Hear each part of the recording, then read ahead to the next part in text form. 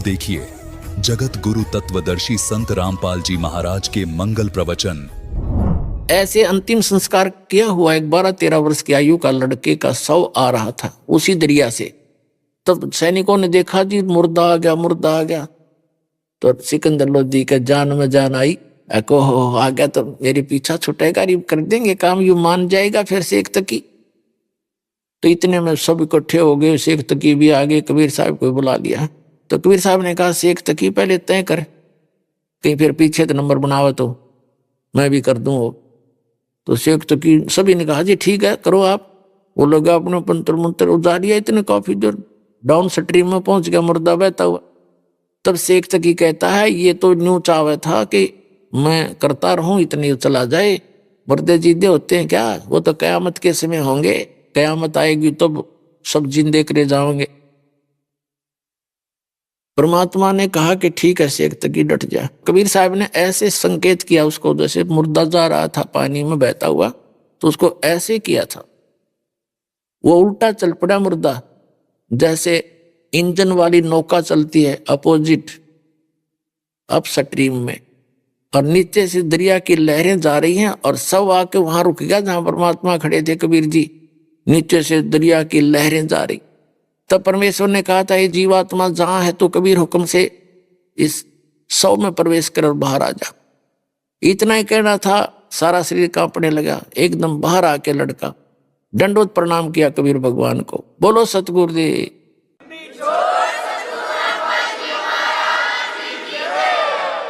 तो पुण्यात्मा उस शेख तकी तमान्या नहीं, उसके क्रम गणे फूट रहे थे, पर वहां जितने भी सैनिक उपस्थित थे सब ने देख कर ये करामात मालिक की चरणों में शीश रखा, नाम लिया। हजारों की संख्या में वहां दीक्षा ली और भी आसपास के लोग इकट्ठे हो गए थे गांव के।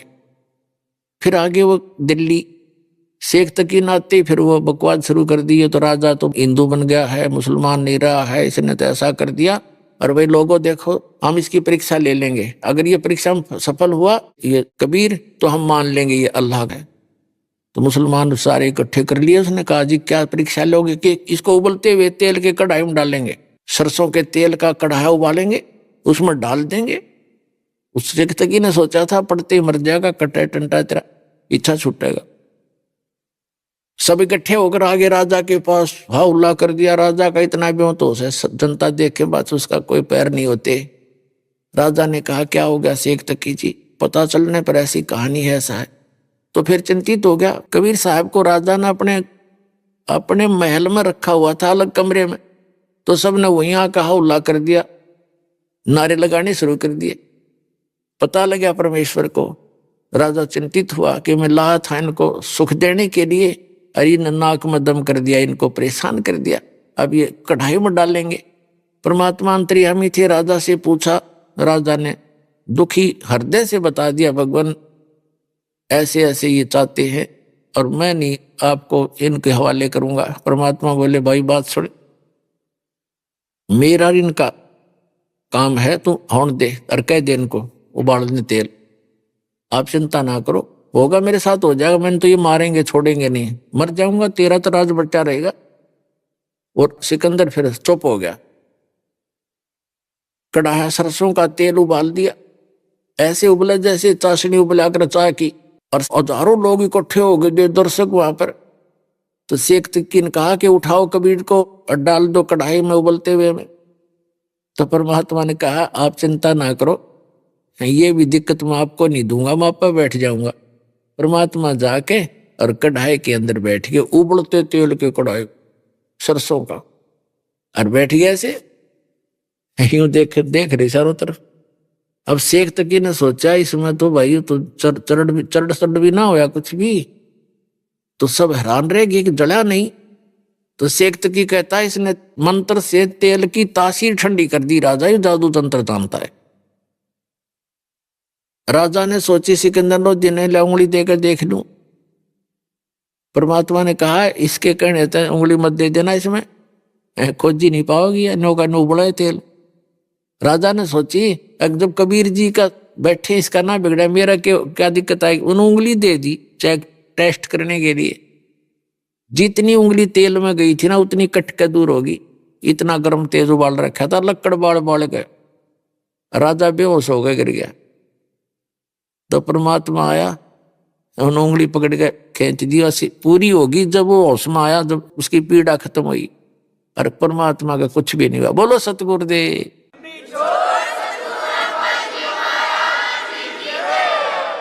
उसके बाद क्या होता है, उसने फिर स्कीम बनाई कि यूं तो तेल में जंतर मंतर कर लिया करते हैं ऐसे। फिर उस स्कीम बनाई 5-4 दिन के अंदर कि राजा इसको ना जेरे कुएं में डालेंगे, ऊपर तो मट्टी डाल देंगे और भर देंगे, फिर देखेंगे कैसे। उन्होंने फिर ऐसे नारे लाते गए। परमात्मा ने कहा कोई बात ना राजन, इनको कर लेने दो जो ये करेंगे। तो राजा को ये हो गया था कि ये कुछ नहीं बिगाड़ सकेंगे भी इनका। उन्होंने कहा भाई ठीक कर लो। तो परमात्मा को ले जाकर जेरे कुएं में पटक दिया ऊपर तक कबीर जी को, और ऊपर से मिट्टी, गोबर, छड़े, कांटेदार झाड़ी और भर दिया फल, क्योंकि हजारों की संख्या में ले जा रहा था अपने समर्थक शेख तकी। अब हाथ पैर धो के मिट्टी माटी से मुंह मां साफ करके राजा के पास आया शेख तकी।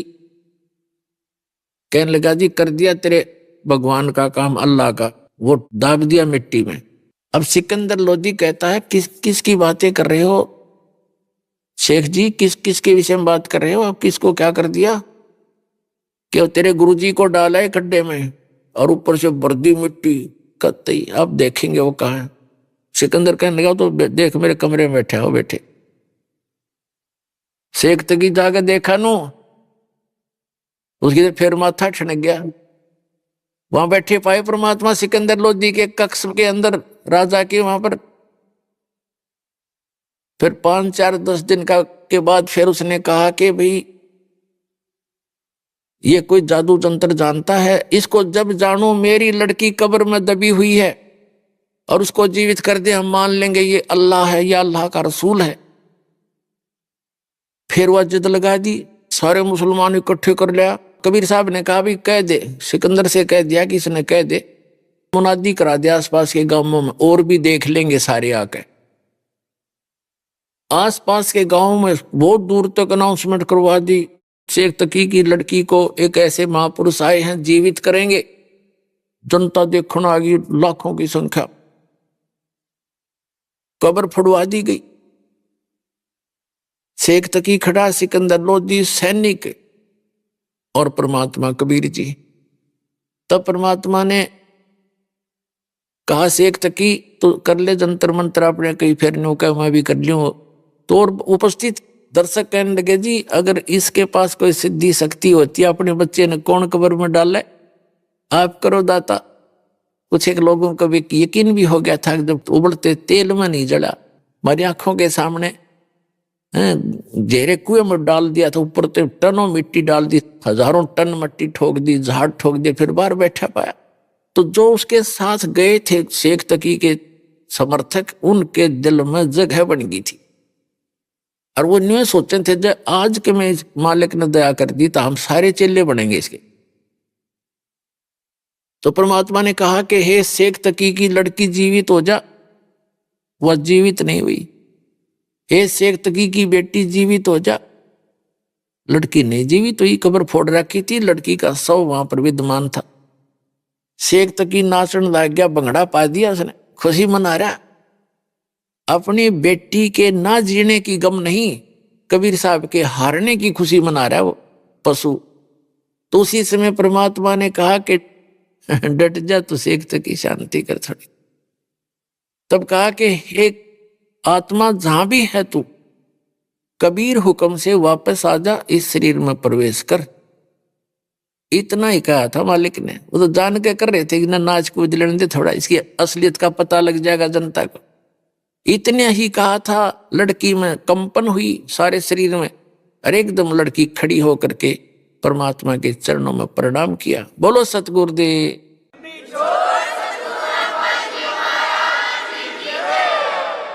उसका नाम कमाली रखा। लोगों ने कहा कमाल कर दिया, कमाल कर दिया। लड़की का नाम कमाली रखा। उस लड़के का नाम कमाल रखा था जो नहर से बहता हुआ मुर्दा जीवित किया था। तो लड़की ने खड़ा होकर के 1.5 घंटे 2 घंटे तक प्रवचन किए।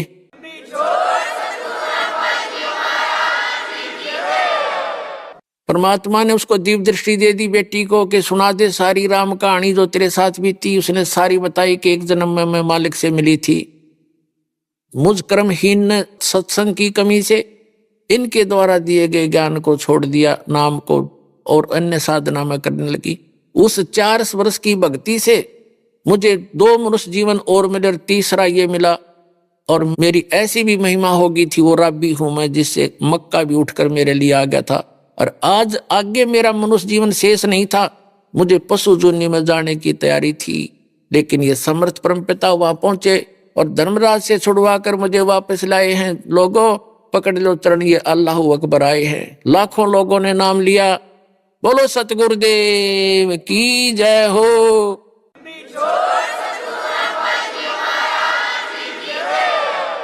लेकिन शेख तकी की गर्दन मुड़ी नहीं। उन्होंने तो कसम खा रखा कि हम एक अल्लाह के सामने शीश झुकाएंगे और के सामने नहीं। अल्लाह सामने खड़ा और टट्टू न झुकाओगे शीश, फिर सारे कुछ करके दिखा दिया फिर भी न गए, अल्लाह को शीश झुकाएंगे। अरे भगवान सामने खड़े, अल्लाह अकबर है वो कबीर साहब, उस परमात्मा के पाने की वो सारी विधि दास के पास है, और अपना कल्याण कराओ। बोलो सतगुरुदेव।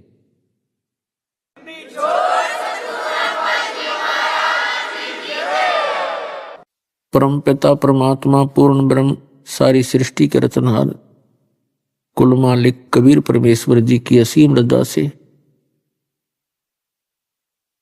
आप सभी पुण्यात्माएं सत्संग सुनने के लिए उपस्थित हुए। सौभाग्य है आपका, आपको ऐसे समय में मानव शरीर प्राप्त है जिस समय आपका मोक्ष होना है। इन 4 युगों में 43,20,000 वर्ष होते हैं, चतुर्युगी बोलते हैं इसको।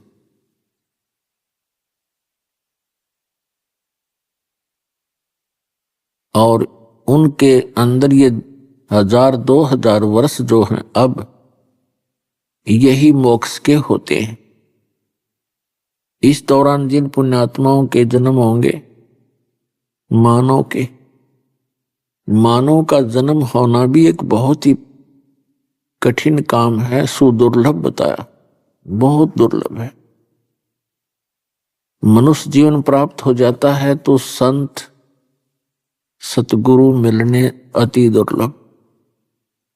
और पुण्यात्माओं ये दोनों नंबर आपके पूरे हो गए हैं, मानव शरीर भी है और यथार्थ भक्ति मार्ग से परिचित ये दास भी आपको प्राप्त है।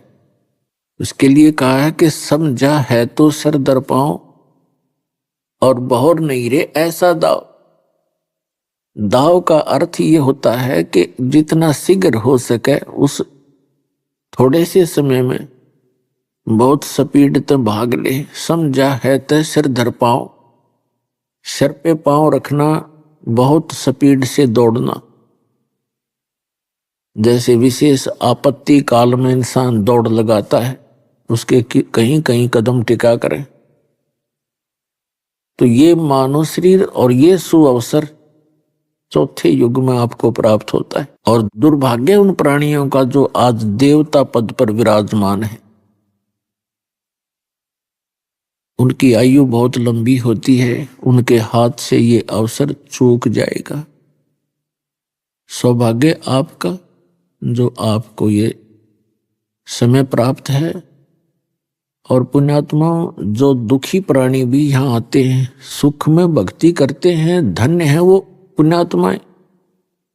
और यदि कोई दुख निवारण के लिए भी यहाँ आता है तो उसके लिए वो दुख वरदान सिद्ध होगा एक दिन। अभी तो प्रथम बार जो भक्त आते हैं उनको केवल अपना कष्ट ही दिखाई देता है, किसी भी प्रकार का हो, कोई शारीरिक है, कोई मानसिक टेंशन है, या कोई वित्तीय हालत खराब है, कोई कर्ज वगैरह हो गया है, तो पहले तो वो इसी उद्देश्य से आता है। फिर इस दरबार के अंदर वो तो कमी रहेगी ही नहीं, आपके दुख भी दूर होंगे, आपके संसारिक कार्य भी ठीक होंगे और आपको मोक्ष भी मिलेगा। लेकिन इसके लिए आप जी ने सावधानी बरतनी पड़ेगी।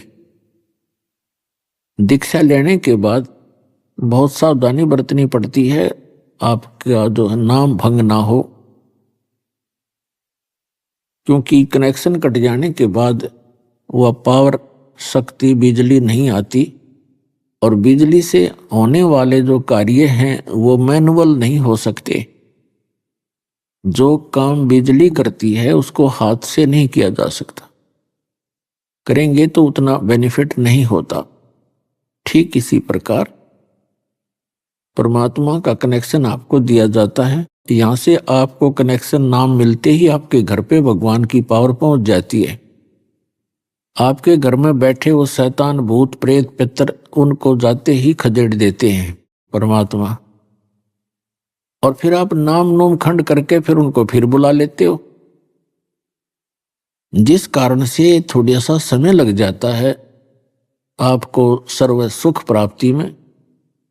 तो जो पुण्यात्मा प्रारंभ में दृढ़ हो जाते हैं उनको तो उसी दिन से ही सब बेनिफिट शुरू हो जाएंगे। कोई बात नहीं, क्योंकि ऐसे समाज में रह रहे हो आप जो हमारी साधना से परिचित नहीं है, और वो कुछ विरोध भी करते हैं। एक सदस्य उपदेश लेकर जाता है, घर के 3 सदस्य विरोध कर रहे होते हैं उसका, लेकिन आप जिन्हें दृढ़ रहना पड़ेगा। दृढ़ रहोगे तो वो भी ठीक हो जाएंगे, क्योंकि सत्य के अंदर बहुत शक्ति होती है, वो अपना स्थान बनाकर छोड़ती है। परमात्मा पूर्ण ब्रह्म सारी सृष्टि के रचनहार कबीर परमेश्वर जी हैं। ये आपके सभी के पिता हैं। ये वो परमात्मा जिसके अंदर तुमेव माता च पिता तुमेव तुमेव बंधु च सखा तुमेव तुमेव विद्या च द्रविणम तुमेव तुमेव सर्व मम देव देव। और पुण्यात्मा अपने पिता माता अपने बच्चों को दुखी नहीं देख सकते, और ये वो समर्थ पिता है इसके शब्द कोश के अंदर असंभव शब्द नहीं है। और फिर भी हम इसका लाभ नहीं उठा पाते हैं, तो हमारी अपनी ही त्रुटि होती है कि सतगुरु के दरबार में कमी काहे की ना, अंसा मौज नहीं पावता तेरी चूक चाकरी में। यदि किसी पुण्यात्मा को लाभ नहीं प्राप्त हो रहा है तो उसकी कोई सेवा, उसकी कोई मर्यादा में त्रुटि है, उसको सुधारो। और फिर देखना इस परमात्मा के रोज नए चमत्कार आपके घर में। पुण्यात्माओं, आप बालक हो, बच्चे हो, आप कोई पहली कक्षा का है, कोई दूसरी कक्षा का, कोई 6 महीने का, कोई 2 वर्ष का, कोई 5 वर्ष का। जो पुराने भक्त हैं उनके आप देख लो, वारे न्यारे कर रखे परमात्मा ने हर तरह से। आप बच्चे हो, आप बहुत भयंकर लोक में रह रहे हो, बहुत खतरनाक स्थान है ये। जिस भी संत ने इस स्थान का पता लगाया है उसकी तो फिर स्थिति ही दूसरी हो गई। उन्होंने तो यहां से निकलने की ही चेष्टा की, औरों को भी कोशिश की जगाने की, समझाने की, लेकिन हमने काल की भांग घनी पी रखी है, और ये हमें जल्दी सी इस परमात्मा के ज्ञान को ग्रहण नहीं करने देती। लेकिन परमात्मा की शक्ति हमारे साथ रहती है, और एक दिन सफलता प्राप्त होती है। साथ परमात्मा रहते हैं तभी हम इस काल के इस जाल से निकल सकते हैं और इसे संघर्ष कर सकते हैं। ये मानव शरीर इतना कीमती बता रखा है। प्रत्येक संत ने, जो महापुरुष हैं, जो परमात्मा से परिचित हुए, और प्रत्येक सदग्रंथ ने, परमात्मा ने कहा कि मानुष जीवन दुर्लभ है, ये मिले न बारंबार, जैसे तरवर से पत्ता टूट गिरे वो फिर नहीं लगता डार। मानुष जन्म पाके जो नहीं रटे हरि नाम, और जैसे कुआ जल बिना फिर बनवाया क्या काम। मनुष्य जीवन प्राप्त करके जो भक्ति नहीं करते, वो ऐसा शरीर है उनका जैसे जिस कुएं में, जिस कूप के अंदर जल ना हो। उसका नाम भले कूप है, कुआ है, लेकिन उसमें गुण कुएं के नहीं। ठीक इसी प्रकार मनुष्य शरीर प्राप्त प्राणी यदि परमात्मा की भक्ति नहीं करता है तो उसका नाम मनुष्य अवश्य है, लेकिन काम मनुष्य के नहीं है। इसके अतिरिक्त जो भी कार्य हम करते हैं वो पशु पक्षी भी करते हैं। बच्चों के अंदर ममता, उनका बच्चों की का जनन प्रजनन, फिर उनका पोषण करना, पालन करना, फिर उनके अंदर ममता, ये तो पशु पक्षियों के अंदर भी विद्यमान है। यदि हम यहीं तक सीमित हैं तो पशु और पक्षी में और मनुष्य के कर्तव्य में कोई अंतर नहीं, कोई भिन्नता नहीं। यदि मनुष्य जीवन का इतना ही क्रम होता तो मनुष्य बनाने की परमात्मा को आवश्यकता ही नहीं थी। ये शरीर भी विशेष है, इसका काम भी विशेष है। उस काम से हम बिल्कुल अपरिचित हो गए और जिन पुण्यात्माओं के अंदर तड़फ बनी तो काल ने भ्रमित कर दिया, ये नकली संत पंथ चलाक है। तो पुण्यात्माओं, अब वो दया हुई है उस परम पिता की, यथार्थ भक्ति मार्ग आपको प्राप्त हुआ है और यथार्थ वो तत्व ज्ञान आपको प्राप्त हुआ है। आपको सबसे पहले भगवान ने शिक्षित किया। अभी तक ये संत जितने भी नकली पंथ या धर्मगुरु, ये अपनी अपनी दंत कथा सुनाया करते थे और जो भी शीघ्रता से स्पीड से संस्कृत बोल देता था हम उसके साथ लग जाते थे कि ये बड़ा विद्वान होगा।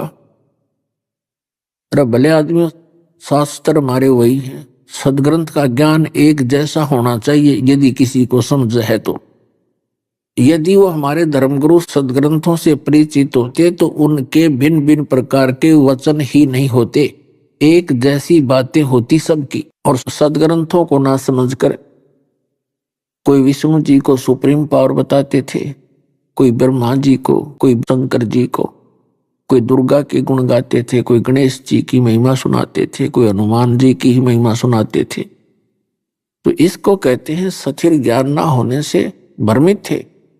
श्रीमद् भगवत गीता अध्याय नंबर 2 के श्लोक नंबर 53 में कहा कि अर्जुन, जिस समय तेरी बुद्धि भिन्न भिन्न प्रकार के भ्रमित करने वाले वचनों से हटकर एक तत्व ज्ञान पर स्थिर हो जाएगी, एक परमात्म ज्ञान पर स्थिर हो जाएगी, तब तू योग को प्राप्त होगा, तब तो तेरी भक्ति प्रारंभ होगी। नहीं तो कोई ना कोई डगमग आपको करता ही रहेगा। तो पुण्यात्मा, अब आपको वो तत्व ज्ञान मिला है कि इस ज्ञान को सुनने के बाद आप डगमग नहीं हो सकते, ऐसी सेट हो जाएगी बुद्धि आपकी, फिर आपको कोई भ्रमित नहीं कर सकता। और भक्ति तभी बनती है। तो परमात्मा हमें याद दिलाते हैं, राम नाम रटते रहो, राम नाम रटते रहो, जब तक घट में प्राण, कबू तो दीन दयाल के भनक पड़ेगी कान।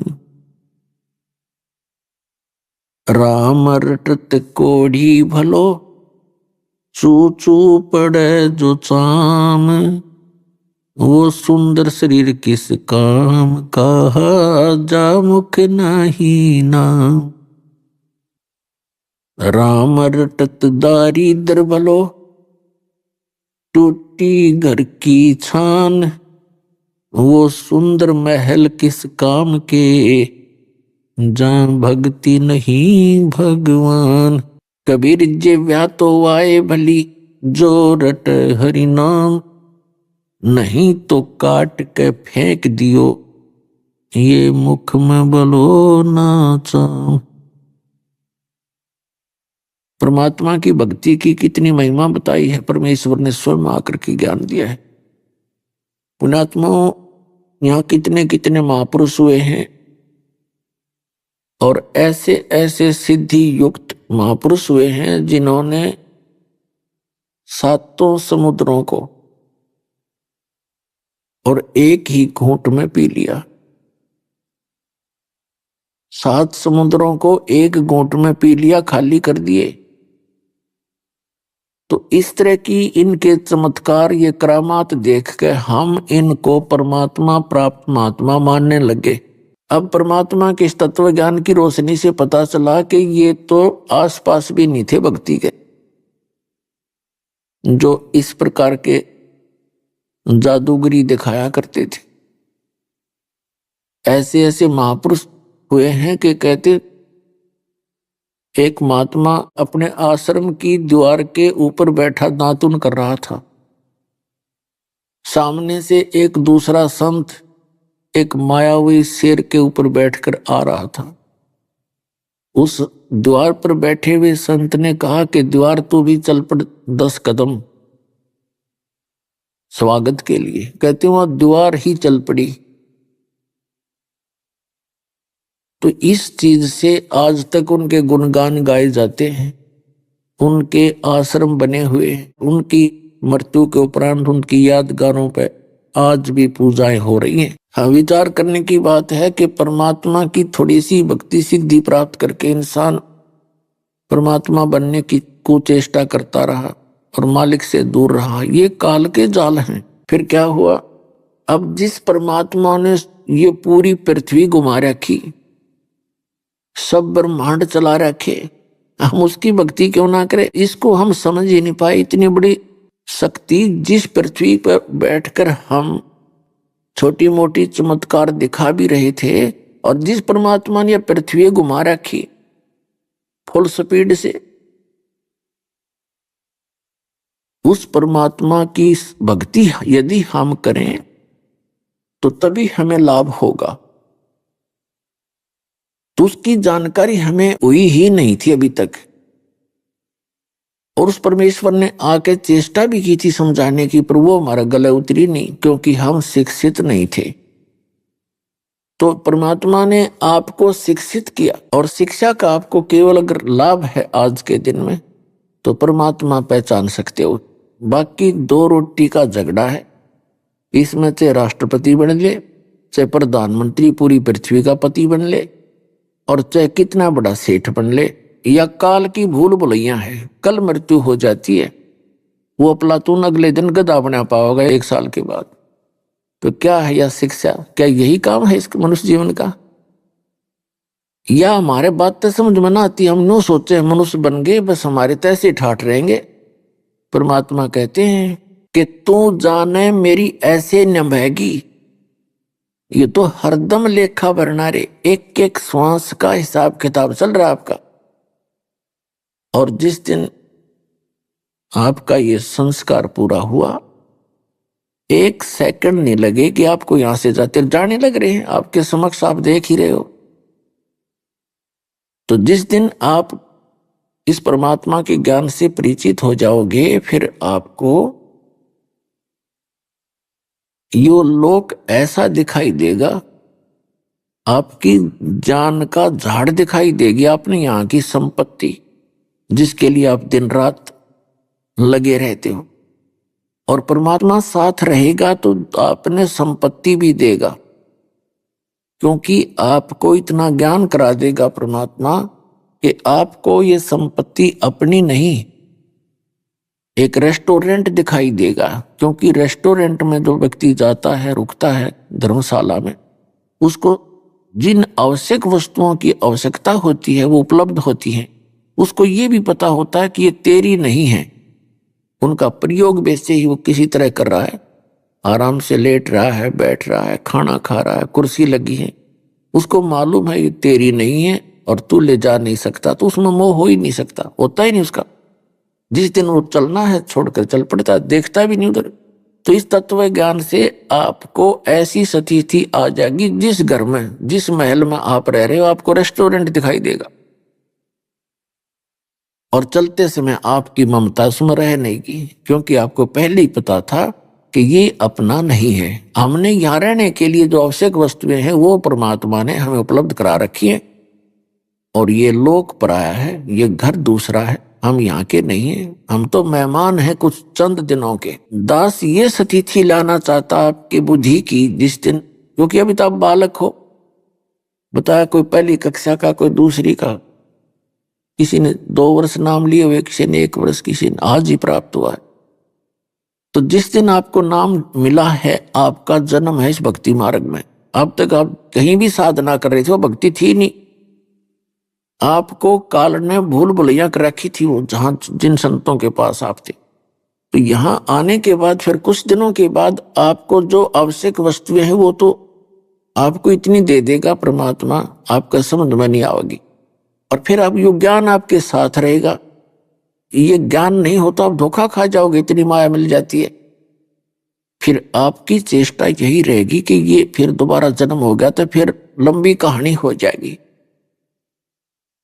तो इसलिए परमात्मा ये हमें याद दिलाते हैं, मन तू सुख के सागर बसरे भाई, और ना ऐसा यसरे